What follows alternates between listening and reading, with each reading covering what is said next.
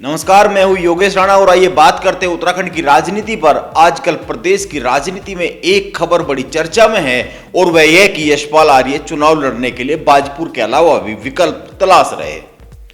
इस चर्चा में कितनी सच्चाई है, आइए इस पर बात कर लेते हैं। और बाजपुर में हुए हमले के बाद यशपाल आर्य ही क्यों, उनके पुत्र संजीव आर्य भी राजनीतिक संकट में घिरते दिख रहे हैं, क्योंकि नैनीताल सीट से कांग्रेस के 4.5 साल से टिकट के दावेदार सरिता आर्य और हेमा आर्य खुलकर संजीव आर्य के विरोध में आ गए हैं।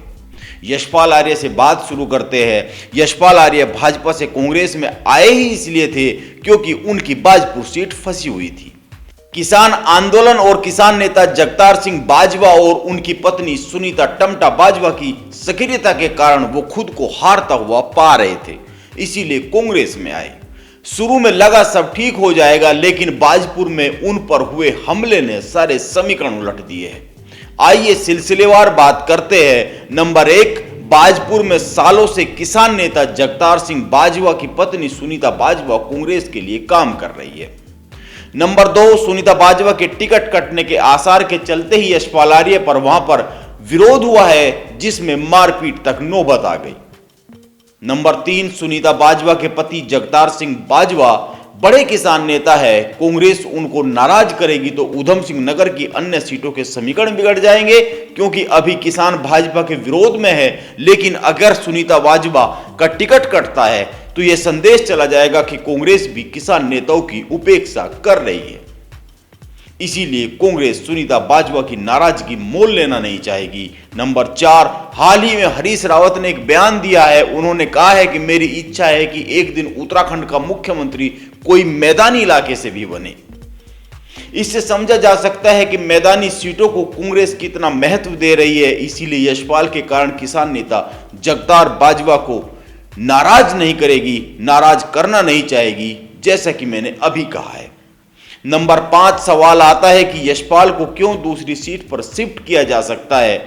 इसका बड़ा कारण है उत्तराखंड में 18 से 20% दलित वोट बैंक है, जिसका असर मैदानी सीटों पर ज्यादा है। यशपाल आर्य दलित चेहरा है, इसीलिए उनको कोई और मनचाही सीट मिल सकती है, लेकिन बाजपुर छोड़नी पड़ सकती है, इसीलिए वो विकल्प तलाश रहे। नंबर 6, पिछले विधानसभा चुनाव से ठीक पहले यशपाल आर्य कांग्रेस छोड़कर बीजेपी में चले गए थे। उस समय भी कांग्रेस की उम्मीदवार सुनीता बाजवा थी। यशपाल 12,000 से ज्यादा वोटों से जीते थे, लेकिन इस बार किसान आंदोलन के चलते सुनीता बाजवा की स्थिति पहले से बहुत ज्यादा मजबूत है। बाजपुर में यशपाल का विरोध इसका जीता जागता प्रमाण है। वैसे यशपाल के आसपास के लोगों का कहना है कि वो हल्द्वानी से लड़ने की संभावनाएं तलाश रहे हैं। हालांकि बस एक दिक्कत है हल्द्वानी सीट में, और वह यह है कि वो सुरक्षित सीट नहीं है। दलित वोट को साधने के लिए यशपाल को किसी सुरक्षित सीट से लड़ना जरूरी है, ऐसा कांग्रेस के नेता मानते हैं। और अगर यशपाल के पुत्र संजीव की बात करें तो नैनीताल सीट पर भी हालात बहुत अच्छे नहीं है। कांग्रेस की ओर से सालों से टिकट के दावेदार सरिता आर्य और हेम आर्य ने बहुत साफ साफ शब्दों में कह दिया है कि दल बदलुओं को टिकट देकर कांग्रेस की सरकार नहीं बनने वाली है। हरीश रावत ने हाल ही में एक इंटरव्यू में कहा है कि यशपाल आर्य को मतदाताओं की आहट पहचानने में महारत है।